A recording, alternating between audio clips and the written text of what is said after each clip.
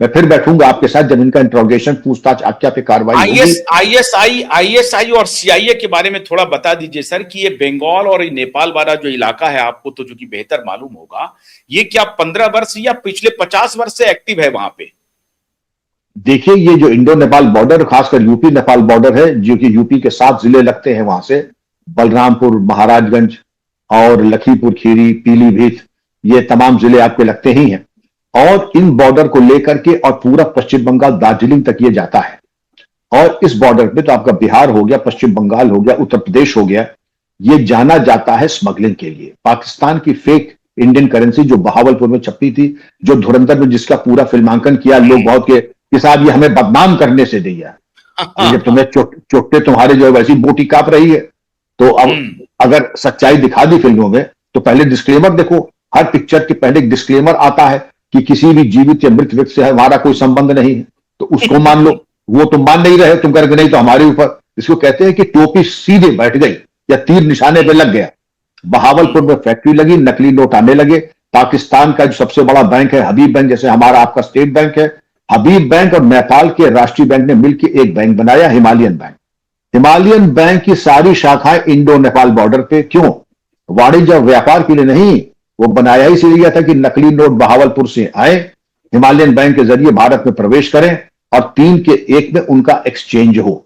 यह था सारा गेम प्लान। इसके अलावा चरमपंथियों का फेवरेट ये अड्डा था। और आप देखें 95 में पहली बार जब ये स्टडी हुई थी कि यहां मुस्लिम घर एक भी नहीं, मस्जिद है 5 एक गांव में, मदरसे हैं 3। पैसा कहां से आया? मुस्लिम ब्रदरहुड के जरिए। ये जो पैसा हमने सुना था कि कतर ने उसने कहा कि $1 बिलियन दिया था मुस्लिम ब्रदरहुड को इन सब चीजों के कन्वर्शन।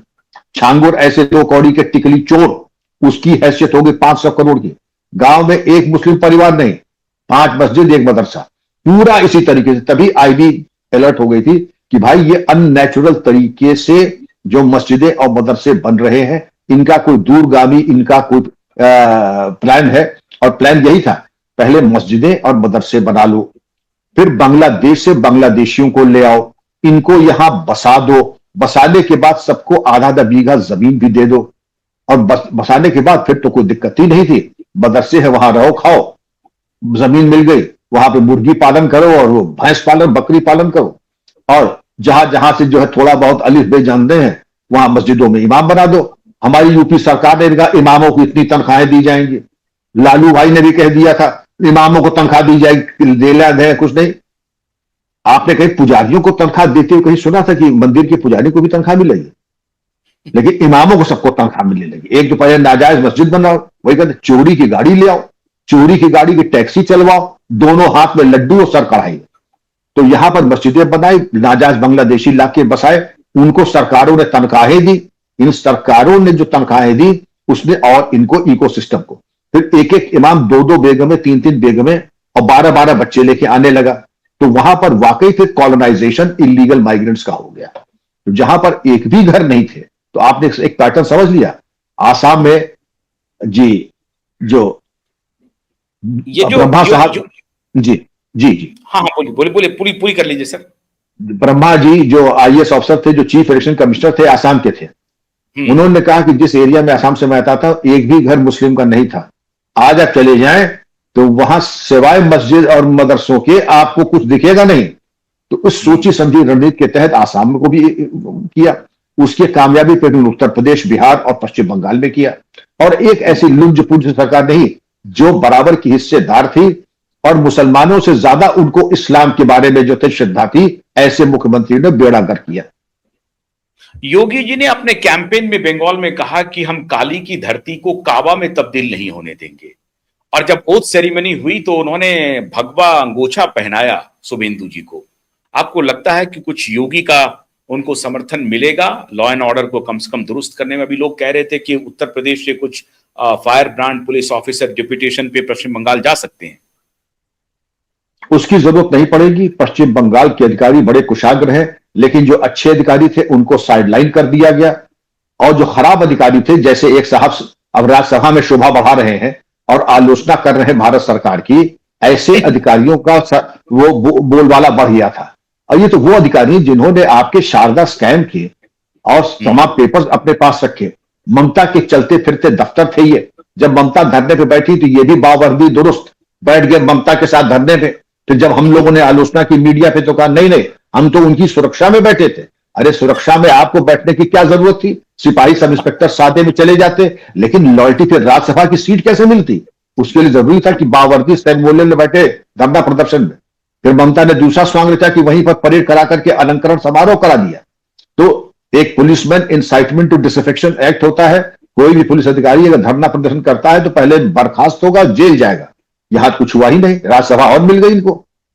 एक गलत संदेश दिया, अच्छे अधिकारियों कभी नहीं। लेकिन ये अगर जरूरत होगी तो उत्तर प्रदेश से पूरा सहयोग, और ये हम लोगों का कर्तव्य भी होता है।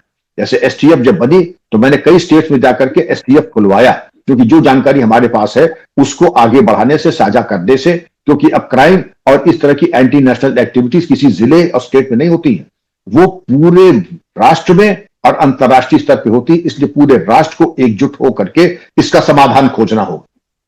अच्छा, अभिषेक पर तो आप कह रहे हैं कि उसकी कस्टोडियल इंक्वायरी होनी चाहिए, या सिर्फ गिरफ्तारी हो गई और इन्वेस्टिगेशन में हो गया, एफआईआर दर्ज हो गया, ये होगा? ये कस्टोडियल इंक्वायरी होगी, क्योंकि क्राइम बहुत छोटा नहीं है।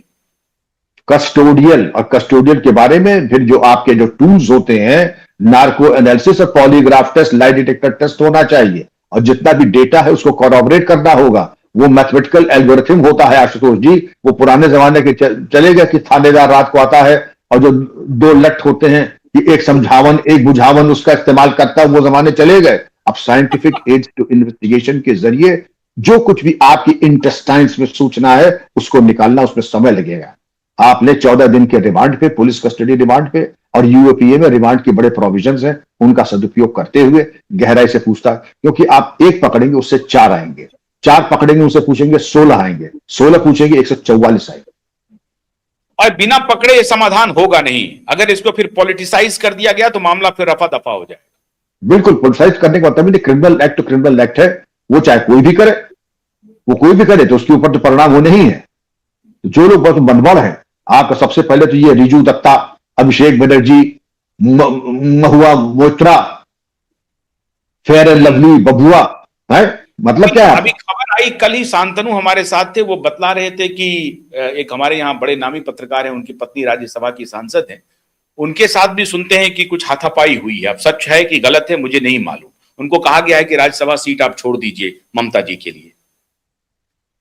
नहीं तो फिर अगर कहा गया है तो फिर होना भी चाहिए, क्योंकि अब तो ममता जी तो बिल्कुल बेसहारा हो गए हैं।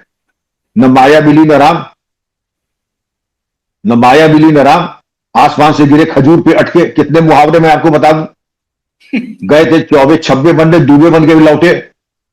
गए थे हरिभजन को ओठन लगे कपास, तो कुछ ना कुछ तो कहा ही होगा।